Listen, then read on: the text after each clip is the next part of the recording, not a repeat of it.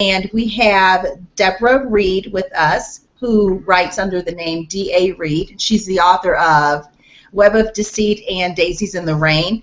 We also have Jerome Gonzalez, that's with a Z, not an S, with us. And he has written Pothole. And also Angelica Navarro, who is the author of The Keeper's Light, Legends of the Keeper, Volume 1. And Robin Anderson, who is the author of Redneck Wedding and a new novel, which is more dramatic, and it's called A Turquoise Sunrise Tragedy. And Lauren S. Thomas, who is the author of Cross Your Heart. Hi, everybody. Hi. Hi. All right, so let's get started with one of my famous crazy questions. Tell me why you write. And yeah, I saw that face, Robin. Let's start with Jerome. He's smiling, so he must have a good answer. Sure.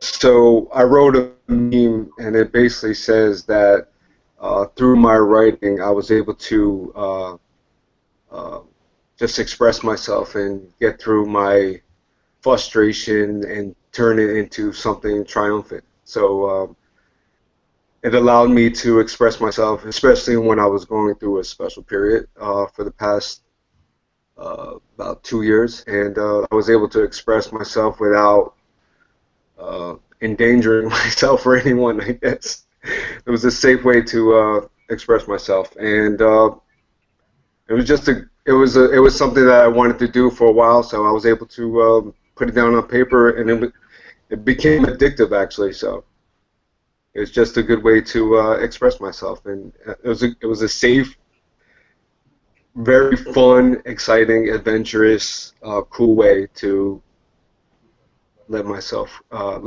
go, and made something good out of it.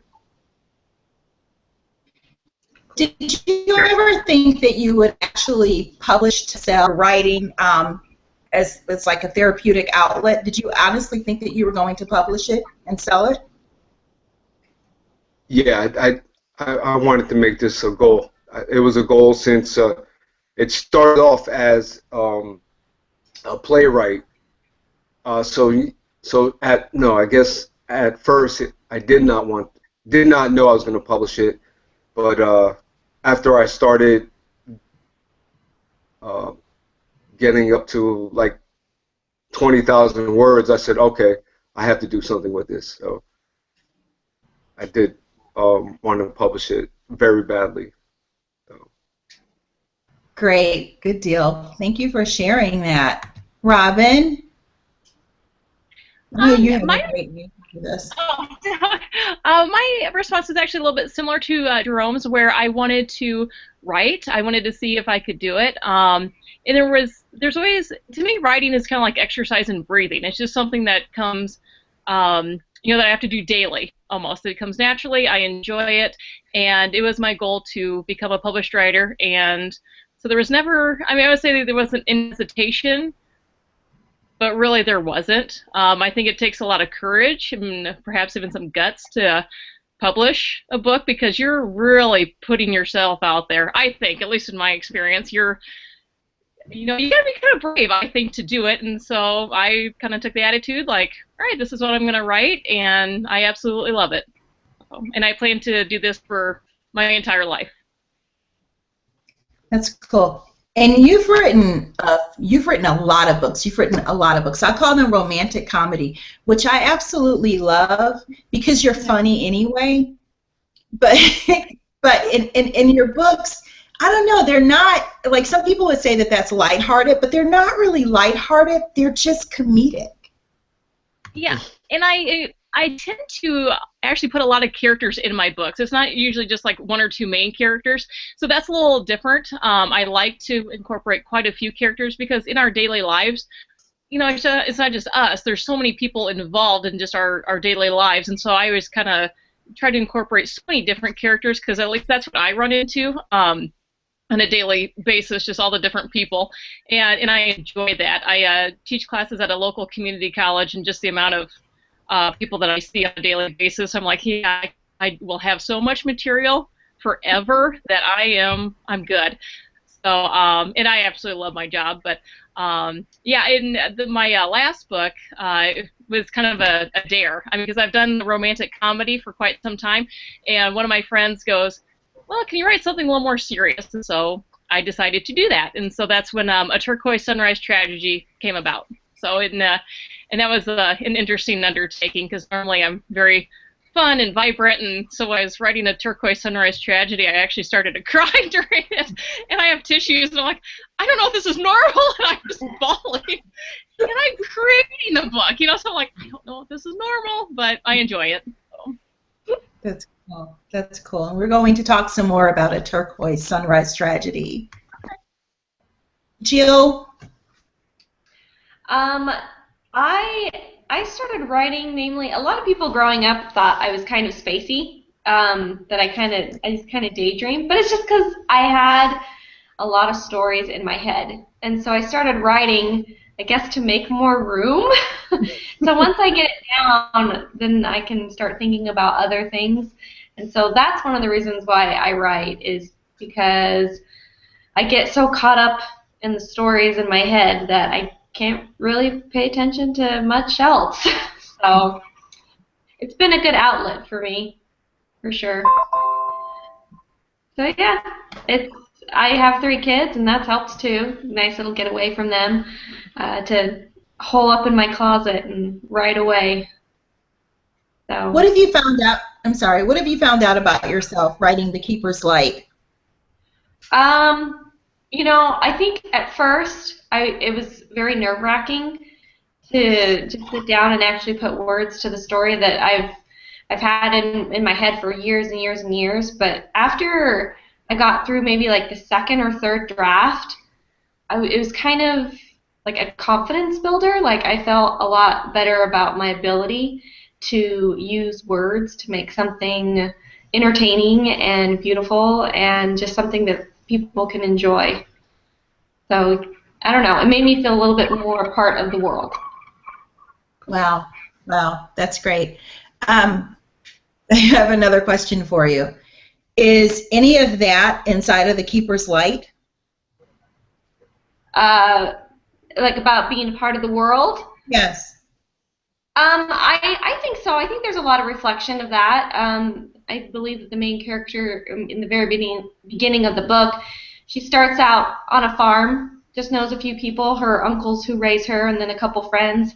And then as the story progresses, like, her world definitely becomes bigger and bigger, and she's starting to see the different aspects of humanity, which makes her see the growth that everybody has to go through.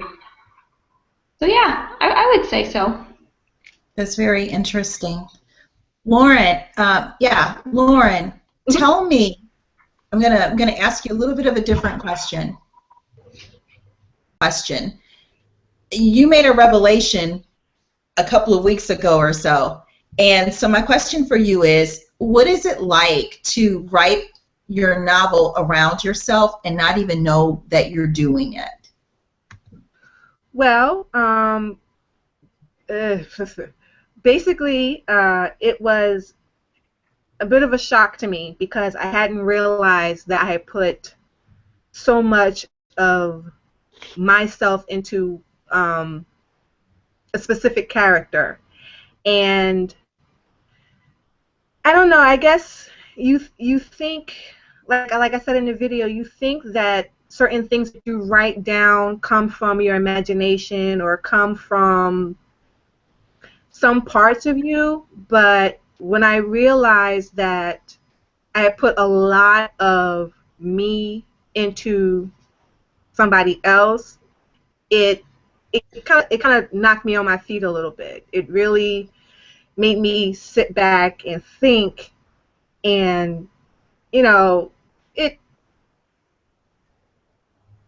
in a way it kind of helped me, I don't want to say heal from my past, but in a way it did.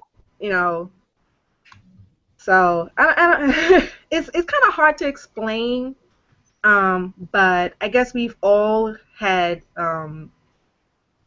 trials and tribulations in our lives that we've tried to either forget or overcome, or wish we could, go back. Like I've often said to myself, I wish me now was the me 20 years ago. I think my life and experiences with school and people would have been so different than it was then. So it was a real wake up and like smack on the face to realize that. I guess, yeah. And that's pretty cool too, because Cross Your Heart is a mystery and suspense novel, and you would think that there wouldn't necessarily be a message, you know what I mean? Because it's about, it's about the mystery, it's about the characters and solving the puzzle, that kind of thing. And so then to say that you found a message inside of it, and you wrote the book, how long ago, Lauren? I wrote it. I first started about 9 years ago, and I finished it to publication in 2015. So I published it last year. Okay, so we've all been reading it for the last year, and you've been reading it and mulling it over in your mind for the last 9-10 years, and just 2 weeks ago, you find something new inside of it, a message inside of it. I think that that's pretty cool.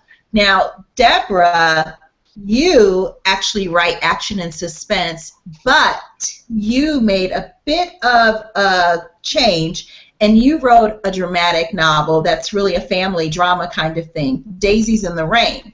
And you knew that your book was going to have a message in it. Yes. I don't think I realized how big of a message it was going to have. I know that I wanted it to have a big impact, especially for the young lady that I was writing it for. I had absolutely no idea that it was going to become something that was so much bigger than just the two of us and just doing it for her. And well, like Robin said, like crying while you're writing, oh, perfectly normal. I can't tell you how many boxes of Kleenex I went through writing Daisies in the Rain. I probably should have bought stock in the company. And everyone that has told me that they've read it has said that they've loved it, that they couldn't put it down, that it touched their life in some way, even if it was in a way that I wasn't really expecting. And to know that I created something that is helping people and that is touching people's lives has just, it's meant a lot to me. Great. And you've done a lot of work promoting Daisies in the Rain, which I think is just absolutely fantastic. Live events, some I don't even know about until they're happening, which is like absolutely fabulous. Like I can't keep up with you guys anymore. Tell me what that's been like, Deborah, to go from behind the computer to face-to-face with audiences. Terrifying. I am actually a very shy person.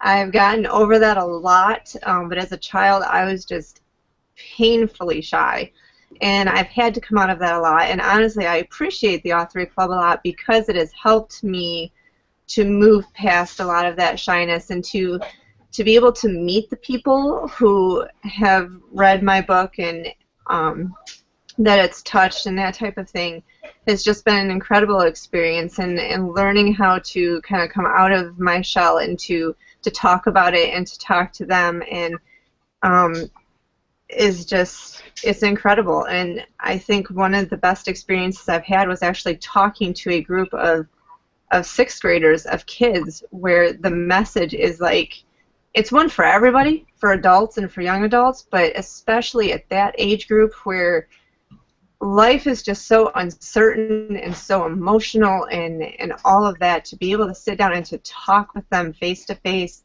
and to see their reactions and to see their interest and to see their little minds working as we're talking about the message and everything, it's, yeah, more than I could have asked for. That's great. Well, I'm very happy for you. I'm also very proud of you. Thanks. Jerome, now in terms of how you reach out to the public about Pothole, and there's one other book, isn't there, Jerome? In the works. Okay, great. Okay. So you do something that, of course, the Authory Club finds absolutely fascinating because it's a video, and that's what we're about, video and live events. But you are very good at creating videos around Pothole, and we've all seen some of them. Always got to have some buzz. We've all seen some of those videos, Jerome. Oh, let's see. Okay, so we just lost Jill, but she'll come back in. So we've seen some of those videos, Jerome. Tell us, how do you cross over from those words that are on that page to being able to put it into video? So I guess that was just an idea. I think what I want to become from all this writing that I've been getting more involved with is writing a movie. So I bought the Screenwriter's Bible, and I just want to get into movie making, and if I can get any of the stories that I've written into a movie, that would be awesome. So I'm actually just practicing being creative, just seeing what I can do with film or video, and seeing how far I can go with that as well. So keeping my plate full. That is pretty good, and that's a really good tip. I never even thought about something like that, but that's an awfully good tip, huh? Thank you, thank you for that. That is very interesting. Tell us. Wow, I never would have thought about that. It's kind of that thing being where you're trying to go. You know. Mhm. And so, yeah, and so go on, Jerome. I'm sorry. No, it was breaking up, so I don't know if I caught everything. So. Oh no. Yeah. I said that's very interesting. That that you want your books to become movies, and so in addition to writing them as novels, you also have in your eye, turning them into the movies. And so it's the kind of thing where it's like you're a harbinger of your own vision. Well, because I'm not an experienced writer, very novice, my approach to writing all my books or the books that I am writing is what I do know, and that's I get excited when I watch a good movie, and I learn how the plot is and how the characters should be, and that's how I write my books. I don't even read, honestly, so it's something that when I wrote it, I thought, well, how would somebody want to visualize it in their mind? And I figured to go at it with the movie approach, kind of. So. That's pretty cool. I love that. I love that. Thank you so much for sharing that. That is so great. I hope a lot of authors hear this. Jill. Jill, tell us, what is the most personal aspect of The Keeper's Life for you? Oh, goodness. I know, I'm sorry. I know, it's a tough one. I would have to say the relationship between, like, not necessarily family, but people that have been with you, so they're like family, from when you were a child, and just having how the relationships can build and then they can change. And I think it's difficult sometimes for, especially like a parent-child relationship, how you get, like, it changes as they get older, and you kind of have to let go more. And in the book, Elizabeth, the main character, she's raised by her uncles, and as she's approaching her quest that she has to do, they have to learn to let go the little girl that they've raised. And I kind of see a lot of pain in that, because like, thinking about my children, that would be really difficult, especially right now. But to see it as I write their perspective, it's been definitely a difficult prospect to venture into, of letting go a child so that they can, even though there's going to be hurt and pain and suffering, but you got to let them do what they're going to do. You got to let them make those choices. So That's really interesting because Deborah has a similar theme in Daisies in the Rain. Interesting, yes, Deborah? Yeah. Very much. Robin? How do you go from a redneck wedding to a tragedy? Not just a drama, to a tragedy. How do you do that? Oh, I don't know. I'm full of emotions anyway. Redneck Wedding was just something goofy. It was just a goofy book that I wanted to write. So I did, and then and you know what that's based off of, and you can't put that on your website because there's family members involved. I changed their names, but and stuff. So and then with A Turquoise Sunrise Tragedy, one of my dear friends just it was a bet. She just goes, can you write anything sad? She goes, you're one of the most positive people I know. Can you write anything sad? And so that was just a bet, and 200 some pages later, I did it. And one of my best friends, she's very stoic. She doesn't cry. We were at her mom's funeral, and she was not crying. That's just how she is. And then so one of the best compliments I got was when she called me after she had completed the book. She had finished reading it, and she was sobbing. And I know it sounds like kind of strange, like, really, that's a compliment? And it actually was. So I was like, yes, I made her cry. So then it was actually unbelievable that I could write a book to bring out so many different emotions. I was actually kind of surprised, because so normally I'm very, very positive person, and it's kind of neat just in this chat room right now, this Google Hangout, just how many of you that I can relate to, so that's just been, this is just a very, very nice conversation to have and stuff. So it was actually very easy for me to go from A Redneck Wedding to, which is kind of a fun little thing to write, to something a little more serious. So it was fun. It was kind of an eye-opener for me, actually. Are there love stories in a Turquoise Sunrise Tragedy? Yeah, like there is. Yeah, there is a little. Yeah, a little bit, and of course I'm completely biased, but some of the characters are just fun, because you can relate to a lot of the different characters and stuff. So that's what I like, because I was at work the other day, and again, kind of putting myself out there, and so some of my colleagues have been reading my book, and they're just, some of them are laughing. One of them decided not to speak to me for about an hour because she was upset about the book, and then the other one was at a different part, so she was laughing and stuff. So it's neat to get everyone's reaction about it and stuff. So it's been a really, really a pleasurable experience, and I'll write a more dramatic book in the future. So I enjoyed it.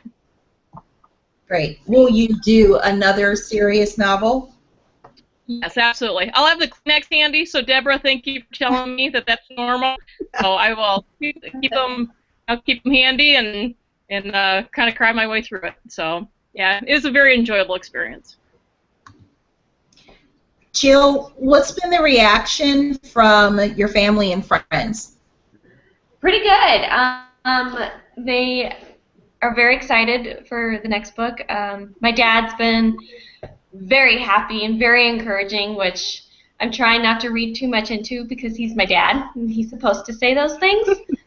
So, but Yeah, most of everyone in my family, like extended family, has read it and has enjoyed it, and it's very uplifting and encouraging and makes me want to write more. And so it's been pretty awesome. It's been a great experience. And that was the hard part, is like handing it over, saying, "Hey, Dad, Mom, can you read this?" And my mom's really picky about the books that she reads, and it took her forever to read it.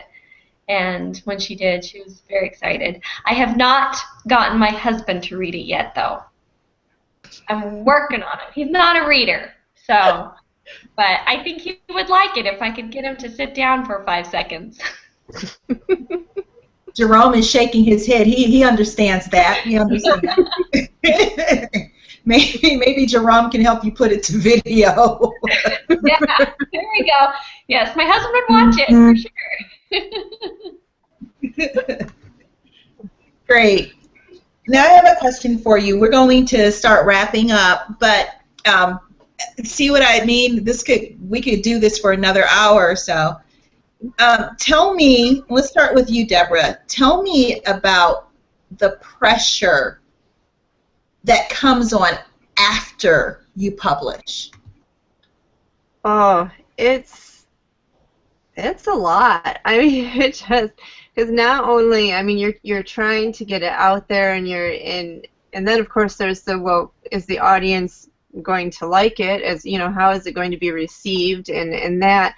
But then it's also the pressure of, well, if they do like it, now you've got a standard, and you've got to meet that or exceed it. And now they're also waiting. They're waiting for the next one to come out. So if your life just got busy, if something else happened over here, and you don't have time to write for 3 months or whatever it might be, then you're starting to sweat because you've got these people over here who are, like waiting for something to come out, and that type of thing. But I mean, I was honestly just talking to my husband about it, and I said it's just like, it's very nerve-wracking almost, because it's like the response I'm getting from Daisies, I've got to meet that again or exceed it somehow. And even though Daisies came very naturally for me, and if I get the right storyline, I'm sure it'll come naturally again, it's just very kind of nerve-wracking thinking about it. You kind of have to turn your mind off to it, honestly, because it's like, writing is something that you're doing because you love it, and it's a part of you, and it's a part of your soul, really, and you're doing it ultimately for yourself. And so there's a part of me that just has to turn my mind off to everyone else and just do what in my heart I know is right. Okay. That's fair. That's fair. And Lauren, I know you feel the pressure because it comes from me. Yes. Tell us about that. Well, it's basically the same with Deborah. In addition to having the book online, I do sell copies out of my office where I work at, and unfortunately, these people come like every 2 or 3 weeks or so, so I'm always getting, so when's the next book coming out? When's the next book? I'm like, I'm working on it, people. I'm working on it. You got to give me some time. I am here 12 hours a day, So it's hard. And like I was telling you and Deb, our last video, I don't know. I think because I sat with Cross Your Heart for so long, it kind of flowed a little easier. It was easier to figure out, okay, this is the next chapter, or this is the next scene, and this is how it's going to end. But with this one, it seems like it's taking forever, and it's just mind-boggling to me. I mean, it's coming. I'm 17 chapters in, thank God, but I'm like, okay, so what's the next chapter? It's just such night and day from Cross Your Heart. So, and I think I put pressure. I'm the type of person, I put pressure on myself, and I think it's unneeded pressure, unnecessary pressure. But I don't know. It's like I want to do better with the second book I'm working on, and I don't want to rush it, and I don't want to force it. So I'm just trying to, if I write an hour a day, that's good. But it's just about, trying to get through that block of me. I am standing in my way a lot of the times with the pressure. You gotta do it. You gotta do it. You gotta get it. You gotta get it. And I'm like, calm down.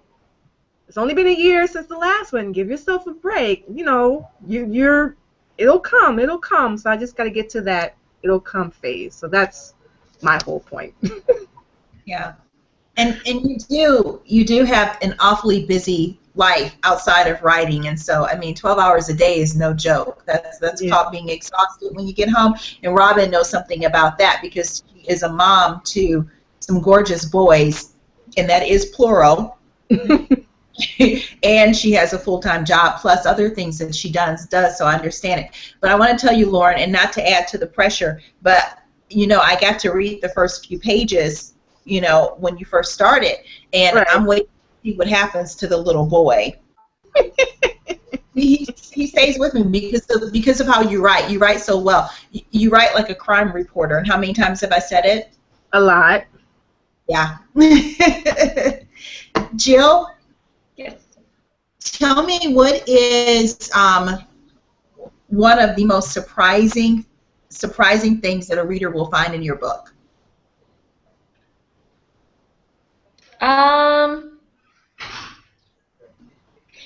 I think there's definitely a conspiracy that is happening in the background of the book. A lot of people look at it and they just think it's straight fantasy, straight action fantasy, nothing really. But there's a lot of background things happening that they have to kind of piece together, and a lot of people didn't expect that at all. So I have to kind of build on it because there's an expectation now.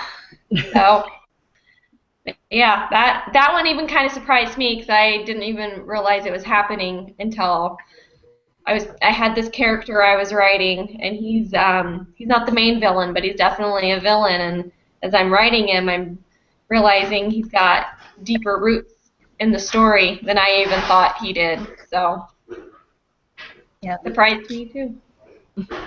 I find that fascinating about writing and then about being a reader.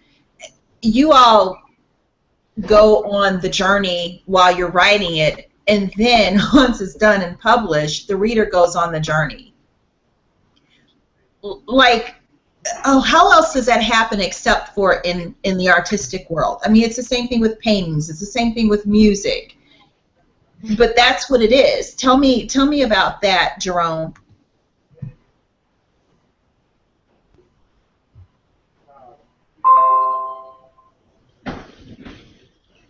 You didn't hear me, Jerome? He can't hear me. I don't think he heard you. No, I couldn't hear you, but I do now.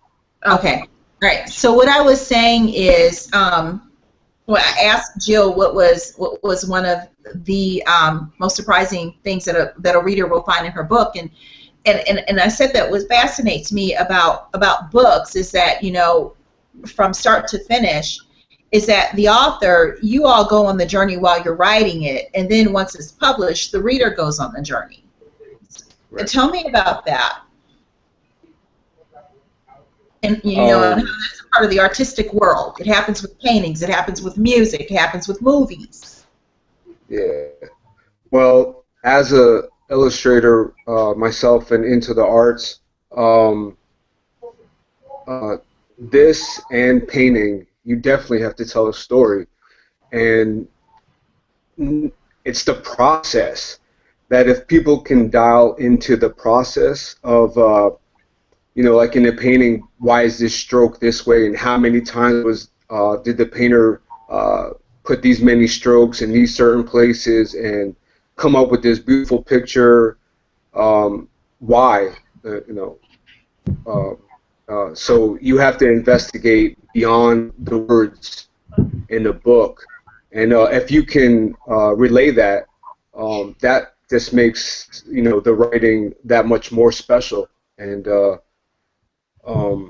so I think if people can see beyond that, and like, because when you go to a museum and you see a painting, and you're like, oh, that's a nice painting, but when you dial into it and find out, history and the reason why this is that and everything, it just becomes that much more greater. Just like music, and poetry, like why are these words, lined up after each other, and then you find out that, oh, what he or she is talking about is this, and this is the true meaning behind that. So that's it, just makes the writing that much more fascinating, and that's what I'm trying to do in my in the next book, the prequel. As a fresh sophomore writer, I've learned a lot that I know that there has to be a lot more meaning, a lot more depth in your writing, and that's what I want to be able to send out. I want to be not too basic. I want the reader to actually possibly stop a couple times and say, wait, what did you just say? Or what does this mean? So there should be layers. Yeah, that's an awesome way. That's an awesome way to put it, Jerome. That's a really awesome way to put it. Yeah, layers and the why. Yeah, the why is very important. Oh my gosh. Okay, so we're going to stop there because I had a whole another question ready about the why. So we'll stop there, else we will be going for the next hour. Oh my! Love your questions. Shoot! Ooh! But okay, I'm gonna ask. The question in my mind is: at what point do you all find yourselves chasing the why? Deborah, quick answer. Please. Why can you go to someone else first? Oh my gosh.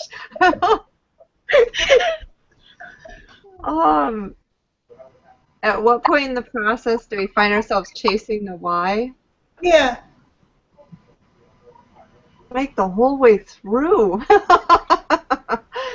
Pretty much. I mean, I'm not sure if there's any specific point. It's almost like you're chasing the story, you're chasing everything like the whole way through. It's like I've always made the comment, stories take on a life of their own, and they just run away, and you're chasing everything after that.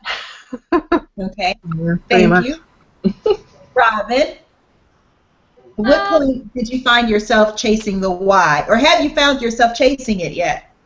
No, one of the greatest pleasures in life is publishing a book. When I get my book published and it's out there, I am absolutely thrilled. So it's that feeling, I guess, that I get from completing a project. I guess it's something that I set out to do. I did it, and if people like it, that's wonderful. If not, oh well, because I'm going to keep writing. So there's nothing better than publishing a book.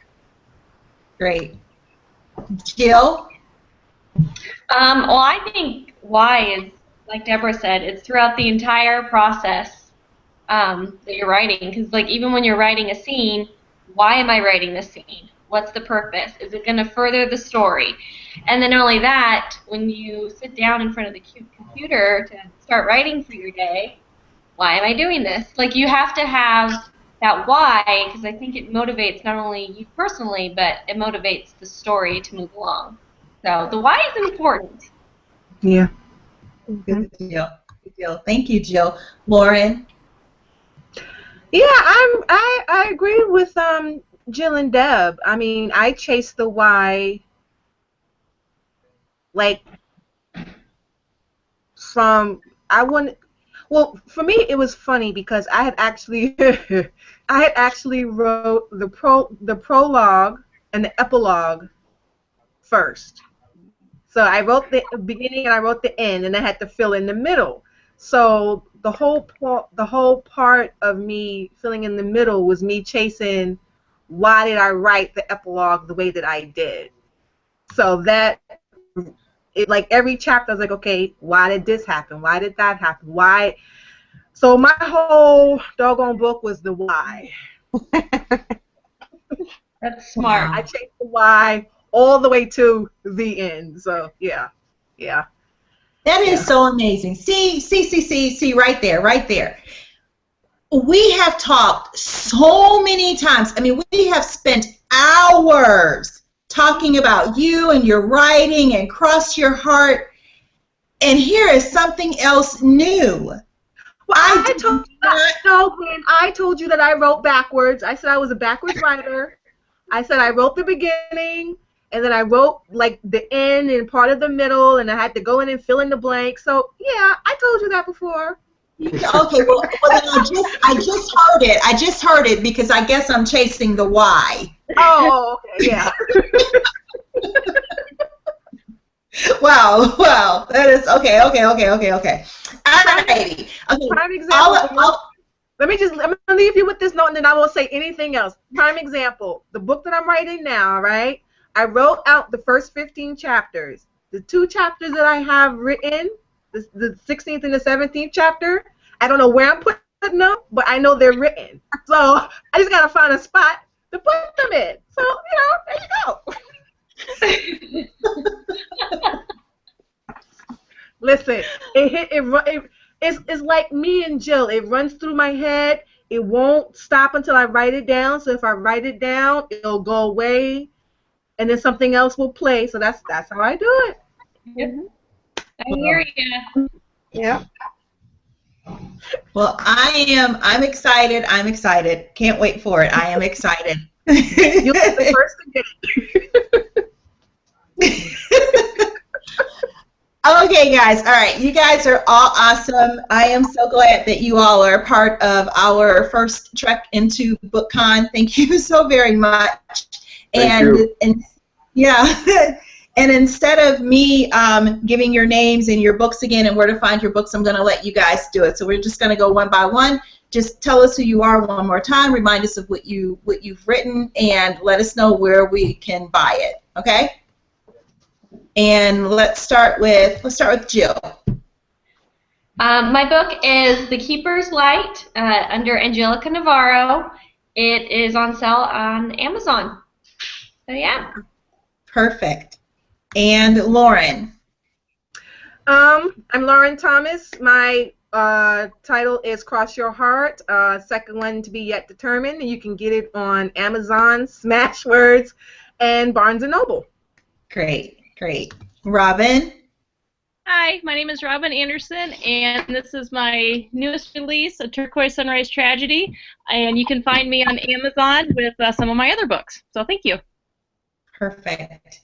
And Jerome? Hi, my name is Jerome Gonzalez, and I want to say thank you to you, Gwen, and all of you, Lauren, Jill, and Deborah. My book is Pothole, and you can find it on Barnes & Noble, Amazon.com, Google Play, and iTunes, and your local barbershop, or my local barbershop. That's right, like Elin Harris. That's right. And Deborah, D.A. Reed. Yes, I am Deborah Reed. I write under D.A. Reed, and I've written Daisies in the Rain and Web of Deceit, as well as a few other books that you can find all on Amazon and also Lulu.com. Okay, great. All right, wonderful. You guys, oh my God, you guys are